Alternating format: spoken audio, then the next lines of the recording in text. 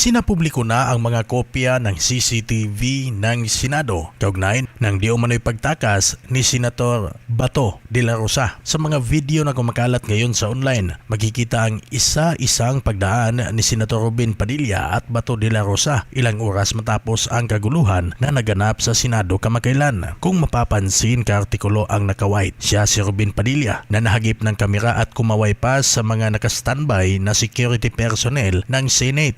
Kasunod naman sa kanya ang isang babae na may dalang bag. Kasunod naman ng babae na may dalang bag ay ang pagdaan ni Senator Bato de la Rosa na naka-jacket na itim at nakasombrero na bumati din sa isa sa mga security personnel ng Senado. Sa ibang anggulo naman ng CCTV sa parking area ng Senado, makikita nga nagmamadali si Senador Bato at mga kasama nito habang naghihintay ang isang SUV sa unahan. Sa ngayon, wala pang opisyal na statement ang kampo ni Senator Robin Hood Padilla sa nasabing video. Una nang napabalita na isa si Robin Padilla sa mga persons of interest sa pagtakas ni Senator Bato de la Rosa sa Senado na noon ay naka-under custody ng Senado dahil sa tangkang pag-aresto sa kanya ng NBI kaugnay ng warrant of arrest laban sa kanya mula sa ICC. Ikaw, anong komento mo sa video natin ngayon? Pwede kang mag-comment sa comment section at kung hindi ka pa naka-follow, pa-follow ng ating Facebook page at huwag kalimutang mag-subscribe sa artikulo. Maraming salamat.